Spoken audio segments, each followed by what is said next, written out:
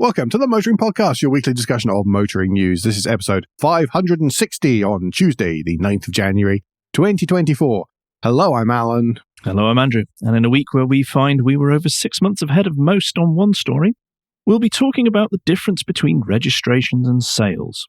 Again. In New Car News, we ask how do you spell Porsche with an X? And in Points of Interest, we see if the past can actually be sniffed at. The Jai can, yes. But first, there are two pieces of follow-up, and I need to apologise deeply and humbly because on the last show before Christmas, I mistakenly said that friend of the show, Alex Grant, had a Citroen Berlingo, or an e-Berlingo, and that was incorrect. He has, of course, the much better-looking Peugeot e-Rifter. I am very sorry for that mistake. Alex, please forgive me, and it has been noted on my annual appraisal. Second bit of follow-up, though, and the news that the Welsh Government has announced that from this month, there will be the enforcement of the 20-mile-an-hour blanket speed limit, which came into effect last September, because what they were doing previously was allowing an initial bedding in period. Sigh. Ugh. They make it clear. There's an article linked in here which I do recommend you read. It's been made very, very clear that they equate safety with enforcement and compliance. If you are compliant or you need to be enforced to be compliant, that will equal safety. So tedious that this is the way. And to be clear to everybody who may not have heard us talk about this subject before, we do not disagree with 20-mile-an-hour speed limits in areas where there are vulnerable people about at all. Having everyone safe on the roads is not a thing we should be arguing about. However, the language around it all, yes, we should. Totally agree. £34 million, by the way, to implement this. So far. But it's going to be outweighed by the reduced impact on the NHS and emergency services. Okay. Good luck measuring that one. Well, it was interesting because I saw a study that was saying that there hadn't actually been a reduction in incidents between pedestrians, cyclists and cars in one 20-mile-an-hour area that was studied. There we go then. Shall we move into new news? Let's. We begin with the new car registrations. Remember, it is registrations that are counted by the SMMT, that are registered by the SMMT, because you can, of course, in the UK, register a car without it being sold. Yes. You can also sell a car without registering it. The flip is true, but more often than not, one finds that cars are being registered so that they look good in these numbers, but not necessarily sold. Do remember that. Yes. Some manufacturers have a reputation for pre-registering and then, as a result, sneaky discounting cars, which are slow-selling models. I think that is a rather fair way of stating that. Yes. There are cheaters out there. Well, as it's January, though, we've got... As it's January, talking about the December numbers, of course, by the time we're at the December numbers, we have also cumulatively got all of the numbers for 2023. So they tend to sort of overtake the December numbers because December's quite a quiet month for people registering new cars, particularly in the private sector. Private sector, however, down 14% year on year in December. It now forms 32% of the makeup for the December registrations. Fleet 65.7 and business 24. 2.4. Oh, pardon me, 2.4. It's worth mentioning that actually the percent, although it's felt like private registrations or registrations to private individuals have dropped significantly, it feels like it's been mostly in the second half of the year. Yes, the back end. Definitely yeah, the back end of the year. Really, the percentage change is only down 0.1%. Mm-hmm. So overall, it's still 43%, 54.7, a significant uplift there for market share for fleet. Over the entire year, business makes up only 2.3% of the market share. Fleet doing all the heavy lifting. Fleet doing all the heavy lifting. That's in the number of registrations. Obviously, the market share has changed quite a bit. Private was 50.7% of the market share in 2022, 43% in 2023. So that's where we feel that there's been that big drop-off as the year's gone on. As ever, battery electric vehicle registrations are up 17.8% and now have a 16.5% market share. There's lots and lots of doom and gloom stories about people not being interested in EVs. They seem to appear everywhere. Doesn't matter which continent you're on, you get that. But then certainly looking at the UK figures, again, for registrations, then that doesn't seem to be the case. There is still strong demand there. But let's see as we go. But that's over the entirety of the year. Let's see how it goes into 2024, he says, looking at Andrew's grumpy face. There's two things here. One, it is actually just a fraction of a point of a percentage down on 2022, which is what we were worried about from very early into 23, because we were seeing that the percentage was not getting anywhere near the 22% for the zero emission vehicle mandate. Well, this is true. And by the way, that is for the whole industry. That is not for individual car makers. Mm-hmm. We have to remember that as well. Some car makers will do fine. Others are really going to struggle. Mm-hmm. But the other thing is, mentioning the zero emission vehicle mandate, it's December. It kicked in the 1st of January. I suspect a lot of BEVs were held back. January, there will be a big increase in BEV registrations because that's going to help the year's worth. Yes. This is not something you want to get behind on as a manufacturer, because it's going to be very, very difficult to catch up. Yeah, agreed. That will require you to throttle all your internal combustion engine vehicles to try and catch up. And that'll be very hard. Yes. Annual new car registrations, by the way, were 1,903,054. That is up a fair step on 2022, but it's nowhere near 2019.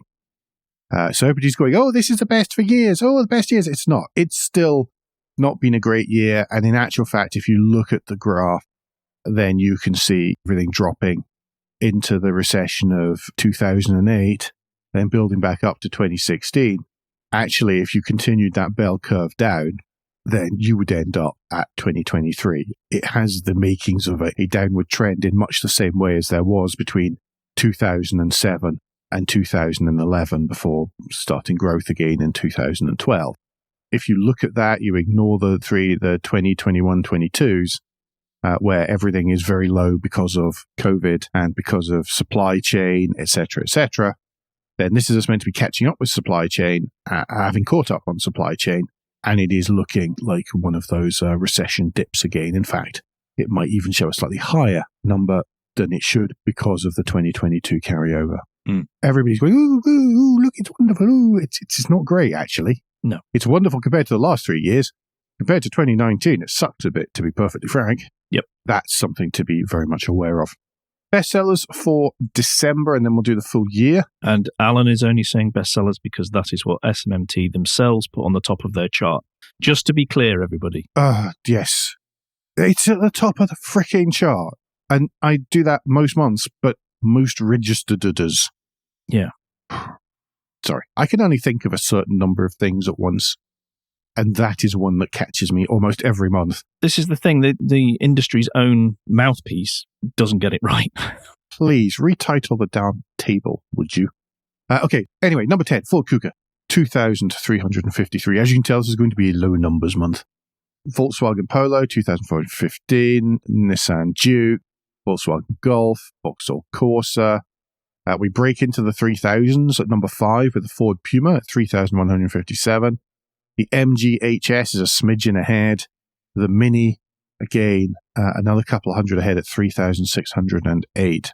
The top two most registered are number 2, the Nissan Qashqai, 4,253. And at number 1, after 2 months of practically nothing, really practically nothing, the Tesla Model Y, 4,816. The last couple of months, Tesla have registered, about 1,000 vehicles? Yeah, it was down. It's been down. It's been 1,000, 2,000 vehicles in total per month. There must have been a ship in or something. Mm. I'll run through the full year very quickly. I'll start at number 10, and that's the Vauxhall Mokka. 9 is the Audi A3. 8 is the Nissan Duke. 7 is the Mini. 6 is the Hyundai Tucson. 5 is the Tesla Model Y. 4 is the Kia Sportage. 3 is the Vauxhall Corsa. 2 is the Nissan Qashqai. And significantly ahead of that, the Ford Puma on 49,591. It's got there through consistency this year. Yep. Spreadsheet of doom. Most stuff is up. Yes. I'll quickly run through the dooms, though. Alpine is down 20%. Bentley is down 51%. To put that in context, 2022, it was 96. 2023 in December, it was 47. So, again, remember percentages and actual numbers. It can be skewed what it appears. Yes. DS was down at 25%, Fiat down 34%, Genesis is down 56%, Jeep is down 31%, Maserati is down 52%, Mazda is down 19%, Porsche is down 27%. In 2022, that was 3,055 cars registered. In 23, it was 2,244. Renault is down 32%, and Tesla, even though the Model Y was quite high in the charts and number 1, I think, for December, they were down 62.29% year on year. Just over 3.5 times more Porsches registered in December than Fiats. Ouch. Yeah. The rest is all good news generally. A couple of special mentions. Subaru, 318 vehicles registered, up to 113%. The MG award for ridiculous percentages isn't that crazy this month. It's Dacia from 939 to 3,198 vehicles. That's 240.58%. Everybody else was up. Apart from Nissan. Nissan down a smidge, Lexus down a smidge. But really rounding errors. Yeah, it all looks like it was supply to me. It does on that one. One thing worth mentioning, by the way, on the year-to-dates for all the manufacturers, unless you were Stellantis, in which case Stellantis, Bentley, or Smart, then everybody sold more vehicles. With one exception, that was Tesla. Tesla were down 10% in sales. Their actual, and obviously market share as well, but they were actually down 10% in sales. So I don't know what that tells us in the wider range of things. It might just be that the boats didn't arrive on the usual schedule, which meant they missed some things. But it just seems kind of weird that everybody else was up and they're down by 10%. The only other companies sort of less were like Fiat's the only volume seller. Everyone else sold less than about 3,000 cars. Anyone else who was down, not a big number in the scheme of things. Just an observation when I was flicking through stuff. No, so that is a good spot, actually. Because of the not as glowing month and a little bit of a trend, particularly with private, this has caused the SMMT, the Society of Motor Manufacturers and Traders, to call for the halving of VAT for 3 years on EVs to make them more affordable to private buyers. Right, so it's only halving VAT for private buyers because fleets and stuff can already claim back the VAT if they lease them and that kind of thing. That's one of the reasons why fleet numbers are quite so high. Yeah, and I'm going to say I might get it right this time, and also because of benefit in kind. Yes. Instead of me saying business in kind like I normally do. Yeah, no, you get benefit in kind back is reduced if you have one as a company car. And again, and then they lease them, so then the VAT, and so there's loads and loads. So there's loads of cumulative benefits for businesses, which there aren't for private buyers. So of course, people fall into two different categories on this. There's either, oh, that's good, that will make EVs more affordable to blokey in the street, and there's the other side, which is, why am I subsidizing rich people wanting a new car? So there you go. You could decide where you sit, or if you sit somewhere in between. But in this world of social media, you're only allowed to sit on one side or the other. You're not allowed to see the grey zone in the middle. No, there is no nuance. No, none at all. Right, I'm going to move us on to what is becoming the annual "Let's check how badly we're being screwed over by the petrol retailers" article. Almost monthly, even. Yes, almost monthly. He's so happy over the benefit in kind thing that he just got carried away. I can only get one thing right in the show. Welcome to my world, yeah. And this is the RAC bringing out yet another report to tell us how much we're being ripped off, this time with the supermarkets. And they're basically showing how the supermarkets are keeping the little pause in fuel duty that the Chancellor has given us, or is supposed to be passed on to the motorists, because what the actual fuel has cost the retailers compared to what they sell it at seems to be about the amount that the government was saying needed to be, or they were holding back from. Again. Yes. Still and again. And nothing happens. It gets pointed out every month and nothing happens. The Treasury and government don't do anything. The supermarkets don't do anything. And we continue to pay through the nose. Such is the way of the world. You'd say 2024 is really shaping up to be 2023 again. It is. Isn't that something to look forward to? I'm keeping well out of any mention of fuel prices, given that that's the thing that I had most feedback on from the Lexus GX review we released on Friday. Was the feedback any along the lines of, go away, Alan, never talk about that ever again, please? A little bit, yes. Okay. Yeah. Well, talking of costs. Well, yes. Oh, goodness me, what a link that was. Yes, JLR have themselves launched Range Rover car insurance. How do we word this? Over the last little while, Range Rovers and Land Rover products have had a little bit of have had a reputation for disappearing from the streets of the country. Not particularly at the owner's permission, or yes. with the owner's permission. No. As a result, it has been quite hard to insure Land Rovers and Range Rovers. They've released their own one because they say that, people, Range Rover owners have been struggling to find affordable cover. In some cases, they've been struggling to find any kind of cover whatsoever, even if they already have had many blameless years of Range Rover ownership with an existing insurance company. All of a sudden, the insurance company is saying, no, I'm sorry, we're not going to cover you next year. Yeah. So they're trying to right that wrong by releasing their own solution. They say that their monthly premiums for Range Rover insurance are averaging less than £200 for the flexible subscription-style car insurance package.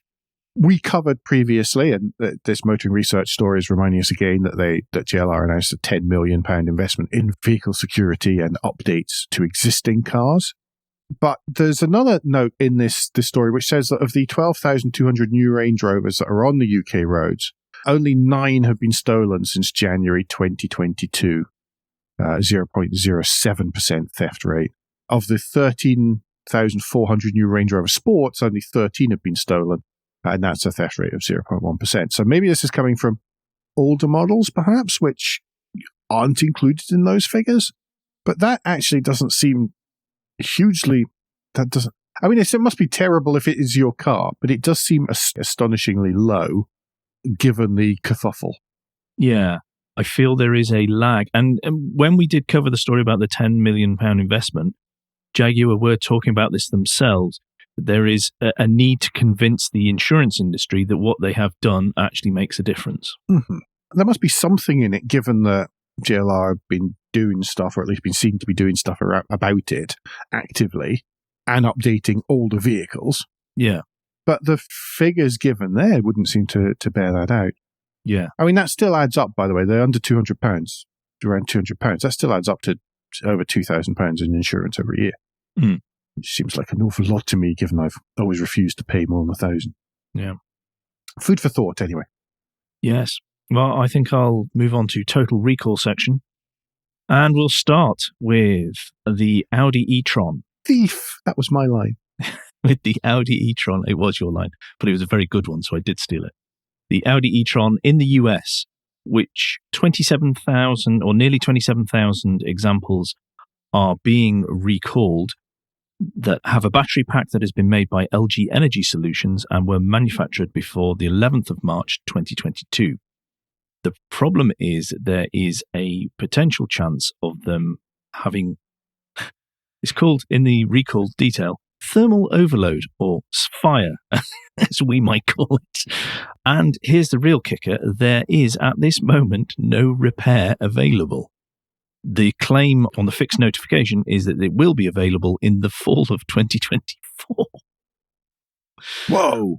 That's nearly 27,000 hire vehicles Audi now have to find and pay for between now and, if they're lucky, October, November. Do they actually have to do that? Well, if you are taking the car has to come off the road. Oh, okay.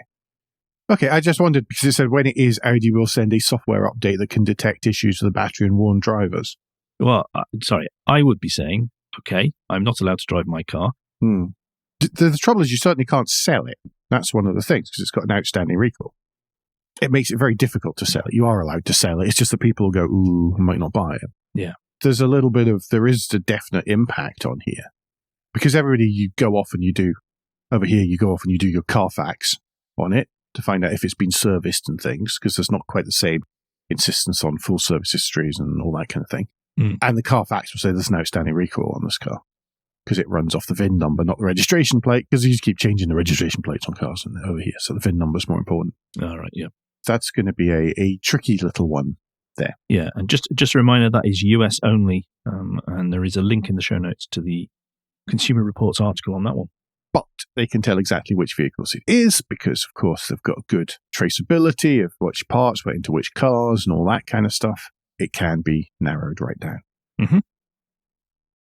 Next up, Tesla. Apropos of nothing, is recalling 120,000 vehicles over potentially faulty doors that could open in a crash. This is deemed to be caused by a previous over-the-air update to fix something else, which then maybe broke the magic electric door latching and unlatching mechanism, which means that they could actually come open. This is one of the joys, of course, of having electric door actuation rather than just a ruddy lever, which is far less likely to actually, stop working when there's no electricity and stuff. Affected vehicles included Tesla models S and X, manufactured for model years 2021 through 2023. Tesla said it was not aware of any injuries as a result of the issue as of December the 14th. Tesla will be releasing an over-the-air update free of charge, and owner notification, I should really hope so, owner notifications are expected to be sent out February the 17th, 2024. Really don't crash your Model X or S in the US, please. Well, I saw someone who was making a very good effort to try to crash into things in a Model S the other day, and one of the new ones as well. The joys of putting so much software and letting it control your car so much. In a post last week on X, formerly known as Twitter, Tesla issued a statement accusing some news outlets of misconstruing the nature of our safety systems, adding that incontrovertible data shows Tesla's features are saving lives and presenting industry. That's a flat-out lie. There is no information saying what that data was or whether or not it was released to anyone. Well, I'm now going to continue with the theme of recalls and take us to Japan. Honda is recalling 1.13 million vehicles globally. Well, it says globally, but looking through the article, the Japan Times, that's linked in the show notes, it appears to be mainly Japan and the US. And now it's to do with Denso fuel pumps that were fitted to 25 Honda models. And they were made between June 2017 and September 2020. Now, there have been defects reported, but there have been no accidents involving the problem, which apparently could cause the fuel pump to stop working and cause engine failure while the vehicle is moving. It's a resin part. It's worth mentioning that defects in Denso fuel pumps have led to recalls by Toyota, Honda, Daihatsu, Suzuki, Mazda, and Subaru, so this isn't just limited to Honda. A Denso official has apologized for a product made by the company leading to the recall. I love the next line. The company will take the issue seriously and respond promptly to the recall. I think that is just kind of boilerplate. No kidding. I think when all your Japanese customers go, we've had to spend a lot of money, you will be taking that very seriously. And you've already made the official apology for taking responsibility for the action. Yes. Which is still quite a nice thing. Yeah, absolutely. It's becoming ever rarer. Yes, more than most will do. Anyway, that takes us hopping, skipping, and jumping into Guilt Minute, the quick break in the show where we ask for a tad of financial support to keep the lights on and hosting running. If you feel that the Motoring Podcast is worth a small consideration every month, then you can become a patron. Different levels of patron include different levels of commitment from us to you, including being able to watch the show recorded live. We also have a small range of merchandise in our spring store, from stickers to mugs and t-shirts. If you don't have any spare cash, we do completely understand, then you can help us by following for free from a podcast player to receive every show as they're released and by liking and rating the show in whatever way your podcast supplier lets you. If you've done all that, some of you do, so thank you very much. Then the last thing you can do is to recommend us to your friends or colleagues. Thank you, everyone that does. Very, very much appreciate. New car news. Yes. Let's start at the start. Xiaomi has unveiled a sports saloon which will have up to 670 horsepower and a 764-mile range. It's described by Autocar here as a Porsche Taycan rival. Rival, of course, being a synonym for clone. The similarity, particularly in profile, is quite striking. Remarkable. The biggest differentiator is that they have taken the headlamps from a McLaren and fitted them to a Taycan. I mean, that's basically how you get to this. And then you take the rear lights from a Lincoln and put them on the back as well. It is a series of very familiar looking design cues. Yes. It's not unattractive. It is quite nice. It's fine. Some of the tech is impressive if it happens. It is, but they do have a track record of delivering stuff. Phones, yes. Activity trackers. Yeah, they debuted this saloon 1,003 days after they initially announced their plans to enter electric car ranks, and they have invested £1.1 billion, planning on another £7.8 billion over the next 10 years. It is one amongst a range of new models that will be coming out. It'll support 400 and 800 volt architectures, single and dual motor drivetrains. There's things that they talk about further down in the Autocar article that, again, is linked in the show notes as ever, that after a 5-minute charge, as long as you're on a charger that can do the maximum amount and the environmental conditions allow it to charge at the maximum permitted amount. And the moon is in the appropriate phase, and it's a high tide, and yeah. All those good things while we're at this still early stage of this technology, that it'll gain 137 miles of range from a 5-minute charge and 317 miles on a 15-minute charge. Now, if we get to that really is almost plug and play, right? I'll get a coffee. By the time I come back, I am home. In terms of range anxiety. Yeah, absolutely. That kind of stuff is all very impressive. But again, it sounds great. I'm sure it is when in those perfect circumstances. How easily we can find those is a different matter. Let's just see when it comes out. I think it's meant to be launched. When was it? 2025.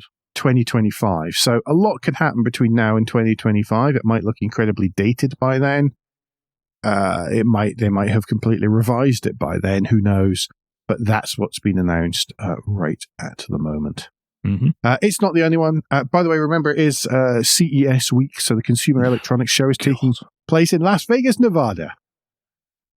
And as a result, there's been quite a lot of sifting to find things. Well, there's a nod to that later on. But lots of things have been being announced in the lead up to CES. And one of those announcements comes from NIO, Andrew. Yes, talking of, we'll wait and see whether it happens, but NIO has unveiled the ET9, which it wishes to rival the Mercedes-Maybach brand. They also talk, when they announced this, about the Audi A8, the BMW 7 Series, the S-Class. This is going to be their largest vehicle, but they also state that it is going to set the benchmark for efficiency, luxury, space, and safety, apparently. It's only going to, well, again, coming out in 2025, but the start of 2025, local market, that is China, the prices will start at 88,800, which seems remarkably reasonable considering you're claiming this is up against a Maybach. Remember, that might be before taxes, etc. Yeah. They're talking also about how they envisage this as a land jet. If we remember, I think it was Audi that talked about land jets back in the day. It's going to have usual tech and all that, as it's Chinese, there's going to be screens everywhere. Mm-hmm. There's a lot. It's technology focused. This is how the car makers are standing out in that market. Is they've got more impressive technology in the cars than their opposition. There's a little personal helper in there as well to cutely help you answer things. Yep. They're talking about a newly developed 900-volt electric architecture with proprietary 1200-volt silicon carbide power module. Okay.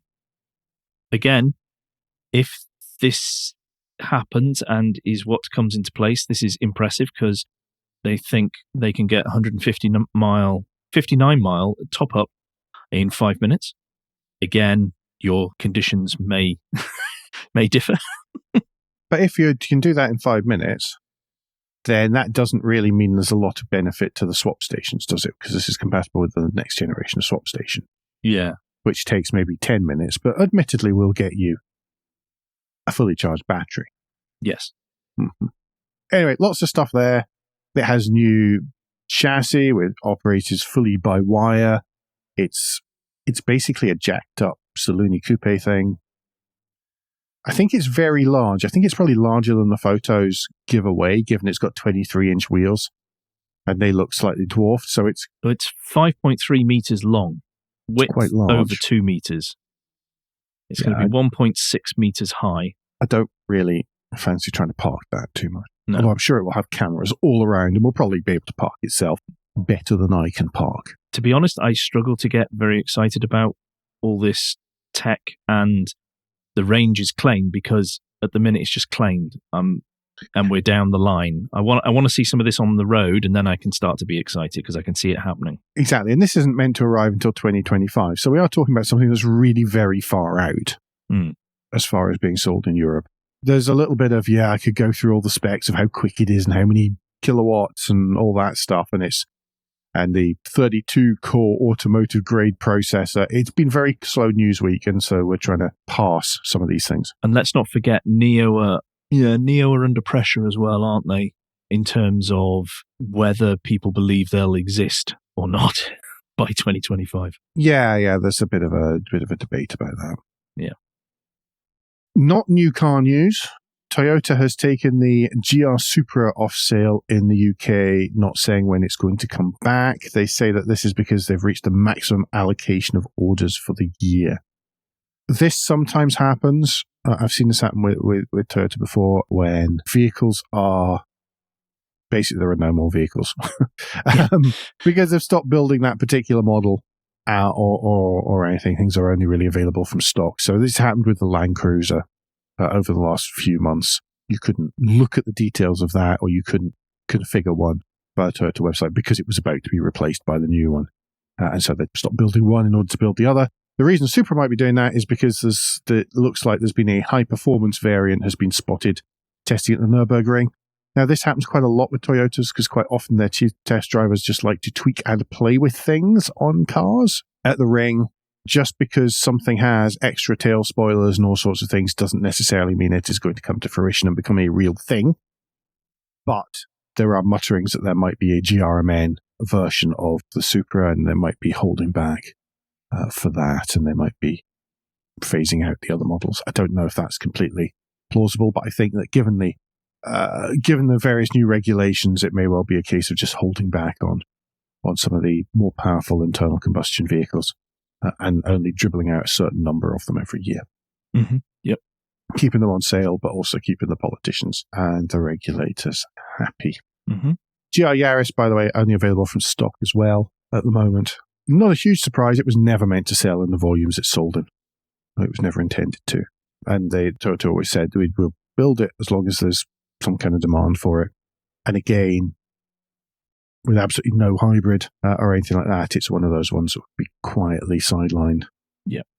At least for a little while until there's some form of revision. Supra's lovely. It's like driving a race helmet. Fucking awesome car. Andrew, some very much electronic news. Next generation of Apple CarPlay. Apple CarPlay has been revealed inside Aston Martin and Porsche cars. We talked about this back in 2022 after the Apple Worldwide Developer Conference, where they showed off their updated and much more integrated Apple CarPlay, whereas previously, or as it is existing, it is a mirroring system where it takes your phone information and portrays it in a manner that can be easily used on touchscreens of cars. This now is all about getting into the guts of the car and understanding things that the car is doing, and also allowing you to adjust aspects of the car via the Apple CarPlay interface itself. We said at the time this was absolutely nuts for any car manufacturer to do, and I stand by that. I really think it. One of us said it much louder than the other. Possibly. Yeah. Because even here, you're going to say it's been shown in Porsche and Aston Martin. We had a bit of a debate about this before we even started recording this week, because somebody was saying, but that's appalling. Look at that. What makes that look like an Aston Martin? And I was like, well, not a lot, to be honest. And I don't know if the pictures here really don't help the case, because there is a picture of an Aston Martin dashboard with what looks like a CarPlay screen and some dials photoshopped on. I no idea. I mean, they look, honestly, they look much more like the very nice dials that Hyundai gives you as standard in their models than anything that's Aston Martin. And that's an absolutely valid point. But I think this is just oh, look, here's an Aston Martin dashboard with some CarPlay style screen things. And I don't think that that's necessarily a reflection of reality, certainly not as far as the instrument binnacle. And then the other shots that are shown on this Top Gear article are generic car dashboard that is an entire slab of glass and screen thing, rather than being specific to either Aston or to Porsche. I think that the pictures here are doing I think they're doing the manufacturers and Apple a disservice. It's one of these times when the press pictures suck more than the reality. Mm-hmm. I would imagine. I think there's a high likelihood of that. Although maybe you'll want to turn on your heated seats via CarPlay, which is, I don't want that. I don't want Apple further integrated, like I don't want Google further integrated into a car's mechanics, because I do not trust them to know how to do safety critical software. And they've shown they can't do it, just in the consumer products. Yeah. I mean, yes. I'm just speaking to someone who's just, of course, added a bonus extra computer to the glove box of his car so that he can get CarPlay in his car. So I have a certain amount of skin in the game. I have no problem with CarPlay as it is now. The mirroring system, this and Android Auto, I have no problem. It's when it becomes Android Automotive and CarPlay 3.0 or whatever they're going to call this. That's where I really have a massive problem with it, because I cannot trust them to not mess this up. Look how easy it is to mess something up, as we saw with the Tesla recall in software.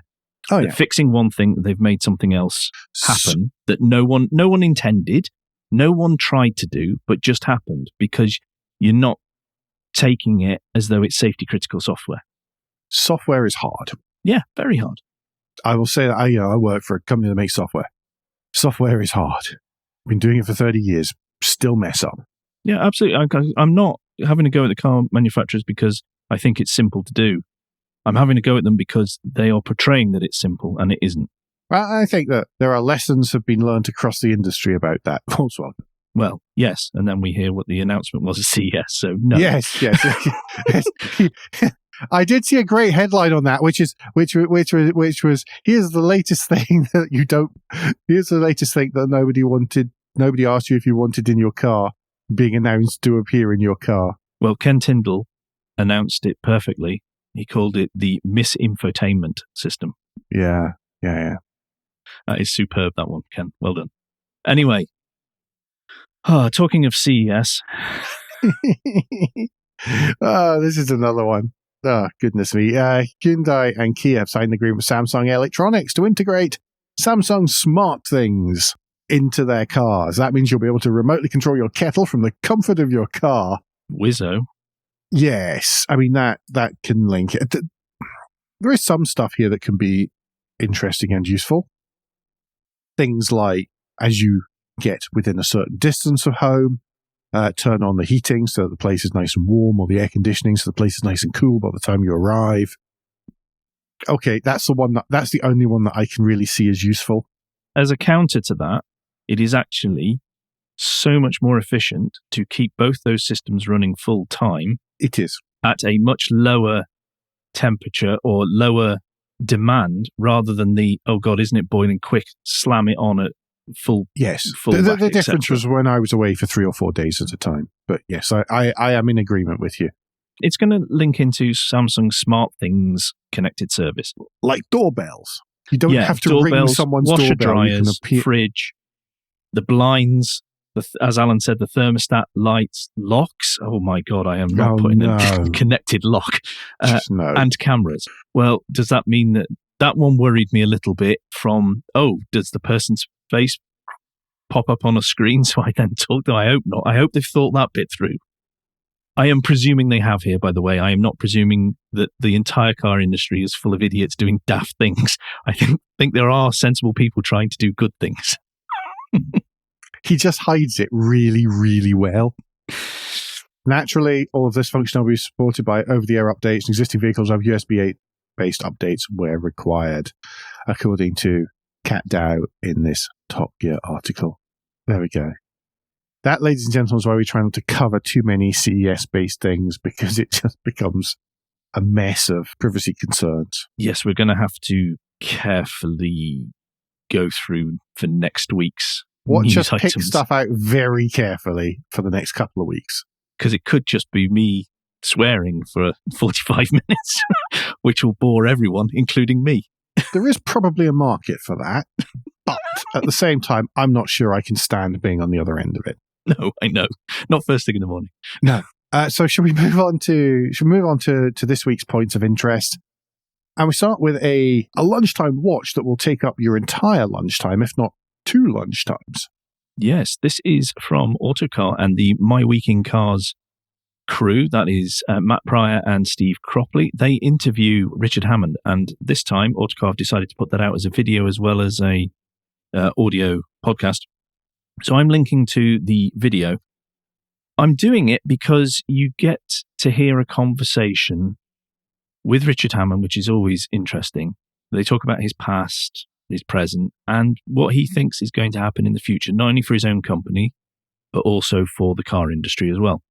And this is done in such a non-sensationalist, non-crazy, lunatic way. It is sensibly being discussed and talked through. And there's no hyperbole. And it's just, I just found it such a refreshing conversation, and the sort of conversations I really, really hope we start having about the car industry and mobility and things like that. Because we have to stop this screaming at each other from either side of a debate, inverted commas, or whatever across this point. As Alan mentioned earlier, you can only be one side or t'other. You're not allowed to be somewhere in the middle. But the majority of us are somewhere in the middle, trying to get through the day. And this is the sort of tone I hope happens going forward. But it's really enjoyable, and it's fascinating to hear the questions and how Richard answers them, because it echoes a lot of stuff we said as well, which is probably why I found it quite so enjoyable. It's good to know we're not alone in thinking these things. I haven't got as far as watching it. I really should. Shame on you. I know. Shame of all shames. I'm going to add it to my... Oh, how do I do it from here? I was going to say I'm going to add it to my watch list. I will not. I will go off and I will look for it later on this evening. Anyway, do you want to take us to the list of the week then? List of the week's a cracker. It's from Jalopnik, which seems to have regained some of its mojo, which is great. It's still owned by the egregious Geo Media, so you can still really only read it if you've got ad blockers turned on. We can all blame Hulk Hogan for that one, once again. But they've hired back a whole load of people, or they've hired a whole load of people who are very respected across the US car journalism industry, and one of whom is Dan Goulson. This list is all about, if you love fonts and graphic design, go to a classic car show. And there's like 20 slides in there. And it's a lot of close-up pictures of car badges, which is exactly the kind of thing our listeners love. Yeah, trying to say our listeners. It's us. We love them as well. We love it too. We're trying to pretend that we're not incredibly nerdy, and our listeners are as well. Yeah, No. Come on. If people say, what made you start a motoring podcast? It's like, because we tried to make it something that we wanted to listen to and felt was missing in the from the list. So yeah, it's when I say our listeners are really nerdy, I really mean I am really nerdy. I'm not making any bones about that. There's just some crackers in here. There's like 18 different pictures, fewer vehicles. It's very hard to choose a favorite here, to be perfectly honest. But Andrew, do you have one? I've gone for the Maserati Quattroporte, the first gen, because they spread it out. It's almost like a split in the Quattroporte. Yeah, it's just delightful, and the font itself is just gorgeous. There's something else came up recently, and the font was, the whole logo was, it was Techmoan this week, and his something phone, the German thing that he was using, and I just the lettering on it from the sort of 1960s was just fantastic, and I really loved it for the same kind of reasons as you've just said here. But there's some crackers in this list. It's absolutely. It's really nice. I just like it. Yeah. So last but not least, Andrew, that brings us to the end finally. Yes, we're going to link you to a Times article that you may or may not be able to get into. Hopefully you can.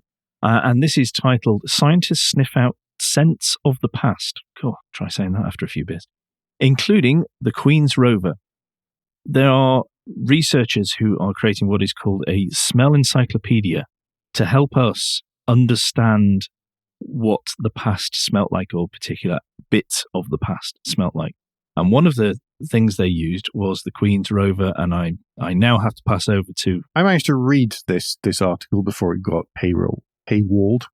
What happened was actually they went to the British Motor Museum and they said, we're looking for the really sort of that classic car smell.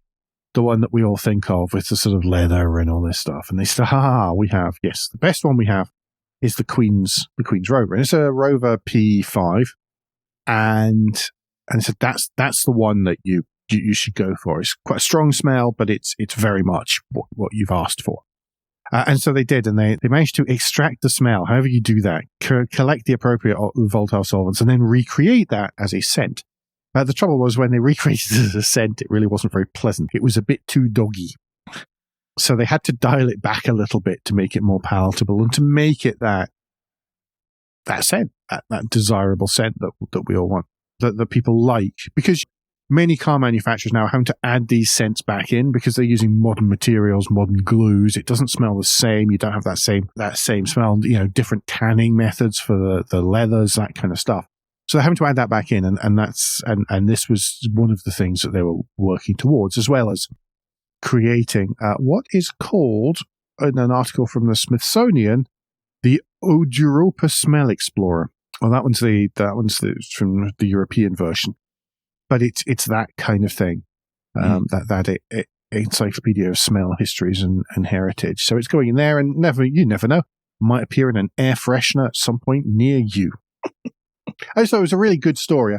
I hope people are able to get to it and that it becomes unpaywalled again. Yes. It's the usual thing that you spot these things and then you've got like a 3-day window before they get shut down on you. Yes.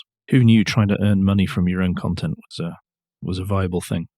Yes, well, quite, yes. I'm not really complaining. I'm just saying it's awfully difficult. No, I know.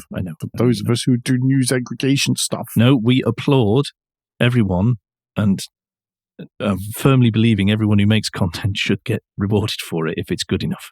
Exactly. We'd be pretty hypocritical if we didn't. No. Parish notes, last Friday, put a special edition. Woo, it's been a while.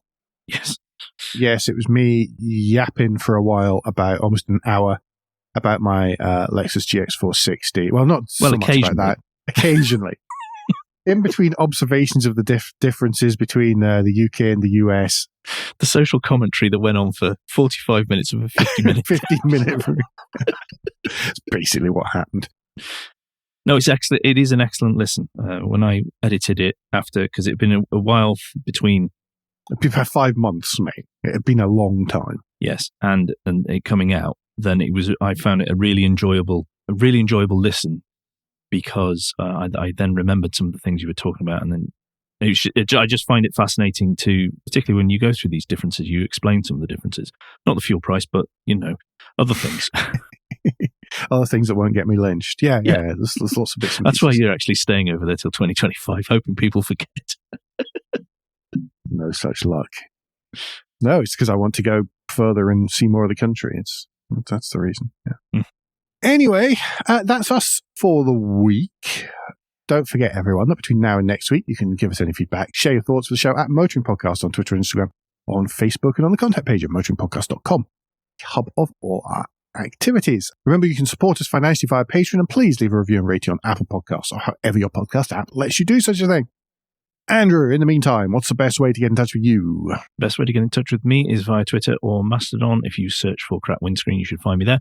And Alan, if people would like to learn more about where you would like to take your Land Cruiser this year, what's the best way for them to get in touch with you personally? It's a Lexus, man. It's better quality. Oh, yes, Lexus. Told you I got one thing right at the start of the show. Yeah, I know. Blew it.